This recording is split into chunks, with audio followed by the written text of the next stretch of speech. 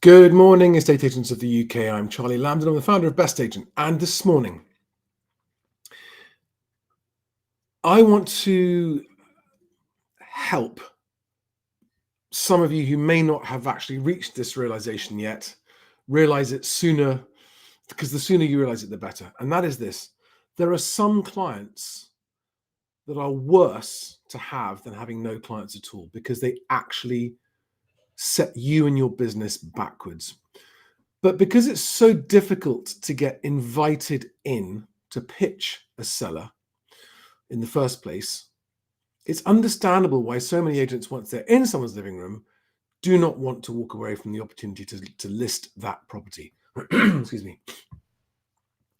But when you think about it, the way I see this and the way I see the smartest and best agents that I know approaching this is that they are interviewing the client as much as the client's interviewing them, because what really good agents know is that you're going to be investing your time and your reputation for months, at least months, before you actually see any money from the potential sale of that client's property. So ask yourself this: when you're sitting down with a client and they just show that sign of being a little bit tricky, ask yourself, do I want to be working for this person or these people for perhaps a year before I get paid?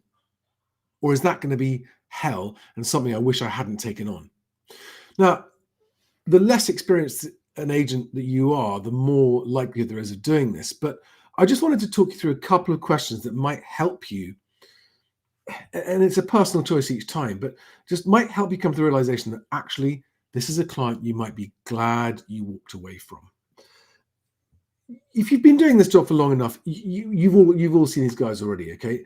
And the thing is that let those, what I call the toxic clients, the ones where nothing's ever good enough and they don't want to pay your fee and they're on the phone all the time and they're just demanding and they're never happy, they're complaining all the time, they take you away from your other more deserving clients. They actually take your time and your effort on getting other deals over the line away. So that they aren't just a waste of your time, they actually cost you in terms of where you want to be putting your focus and your energy. Maybe you've already got clients like this right now on your books. Maybe you're watching this and thinking, God, yeah, I've already signed up a few of those. Then I would say to you, you need to go and talk to those clients and you need to give them an ultimatum. You need to say to them that the working relationship's not working for you. And if they would like to remain with you to sell their home, then here are your new terms. And tell them exactly what you need in order for you to be happy to continue working for them. Okay. Whatever that might be, it might be that they've got to lower their price to a level you're happy with. It might be that they've got to stop calling you every single day. It might be that they've got to stop making unreasonable demands. But, I promise you this, as often as not, 50-50, when you have this conversation with a difficult client, some of them will go, well, fine, sod you, I'm off. Good. That's a win for you. And this is a win-win for you, whatever happens. Or some of them will go, oh God, we're really sorry. Have we been that difficult customer? Okay, we don't want to be a difficult customer. We do actually want to sell, and we do like you, so we want to sell with you. So we're happy to go along with what you say, because they don't want to go through the process of finding another agent. So do not be afraid to give your existing and your prospective new customers your terms of business on how you need to work and how you want to work. Now, the one caveat I'd say there is, don't ask them for a lock-in. Don't ask them for a lock-in. I discussed that on yesterday's video. But otherwise, for example, you could raise your fee. That's one way to say to a client, look, if you want me to carry on working for you, this is a very, very difficult job. I'm afraid my fee needs to go up to whatever the next level is. And again, if you're in the living room of a client who's decided that they do want to go with you, but they want a too high a price or they want too low a fee, just say to yourself, I don't want this business on those terms. And just have that quiet word with yourself, and then go, do I want this business on those terms? Am I going to walk out of here feeling happy that I've got a good instruction on fair terms, or am I going to walk out of here feeling, oh God, I've got a huge amount of work for what in the end was not going to be that great a fee? And in that moment, you may well come to the conclusion that, no, I'm sorry, for this property and those clients, I need 2%, including VAT. Simple as that. You will be surprised how many clients and sellers will actually be inspired and have confidence in you based on your level of confidence. And this is a win for you and the client, because if you get the terms that you want that make you happy to have that client, you're going to go out with a spring in your step and be, actually be more motivated to do the work they need to get that property sold. But what I see happening, especially with agents who haven't been around as long as some, is taking on clients that you wish you hadn't taken on. So think about this. What would you rather have? A client that you work for 6 months and then they leave you anyway, or you can't sell it for them? Is there any upside to that? All that time, all that effort, all that energy, your reputation, and then for them to just walk out, or be such a nightmare client they don't sell with you, they decide not to sell, or to not have that client at all? Which is better? Not having the client at all. And 2024 is going to be, I think, for all but the most experienced agents, 2024 is going to be harder than 2023. There are glimmers of hope where transaction volumes might improve in some areas, but the economy is going to get harder. I think that demand is going to weaken, even if interest rates continue to come down, which they may or may not do. I'm not predicting either way, but even if mortgage interest come down, I'm going to play you a clip that was on BBC News this morning, okay, because this is the strongest recession indicator I've heard yet. Just listen to this. It's only 20 seconds. Now, something else that we're all too familiar with as well has been the pressure perhaps on UK's hospitality sector, its restaurants and cafes, things like that. But some industry experts are warning that the start of 2024 is already the worst they've ever seen. The boss of Hospitality UK, the trade body, Kate Nichols, says she's never seen as many closures in 25 years. And Sasha Lord, Manchester's nighttime economy advisor, has warned that the closures are the tip of the iceberg. He's been calling, amongst other things, for an urgent cut to VAT. The worst start in over 25 years for the hospitality industry, who also reported that they had a very, very weak Christmas and New Year, which is normally their bumper time. This is one of the strongest recession indicators yet, and there have been lots of others. Barclays announced 5,000 job cuts and more to come this morning. It's Tuesday, the 9th of January. It's still early 2024.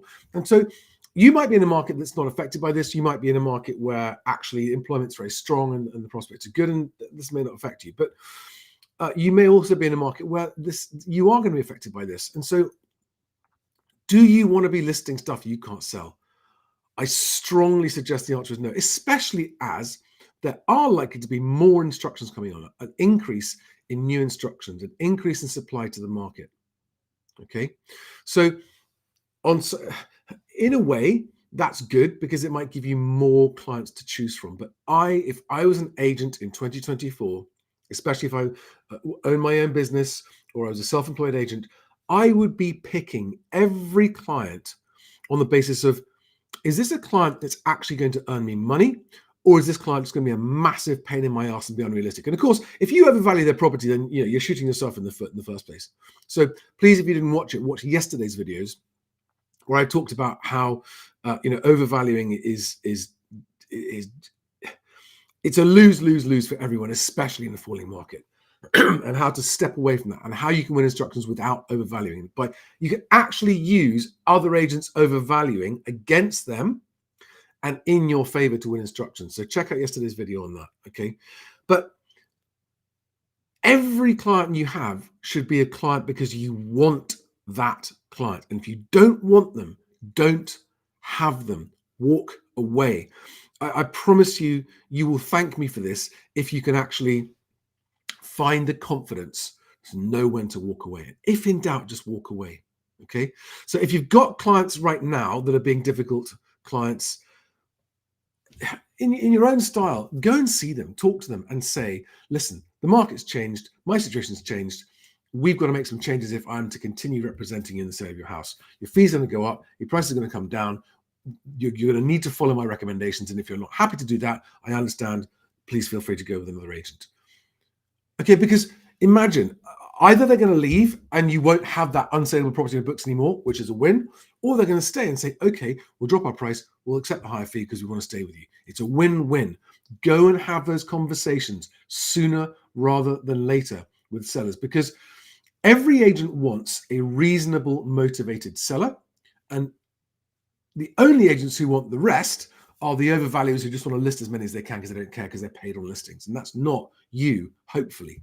And if it is you, and if you're someone who is one of those just list anything at any price, working for one of the large corporates that does that, and especially if you're good at your job, I hope you will consider going to work for another agency that will value you more.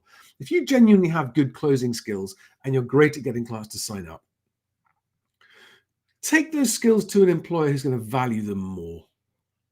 Because I suspect you will feel better about yourself if you can go and work for a company where you're going to win business that actually is going to get sold, and where the clients are going to be glad they signed up with you and not regret signing up with you. Because if you're a lister, a valuations manager, or whatever you want to call it, that's just out there signing people up to a long sole agency contract, and you know they're not going to sell, how does that feel?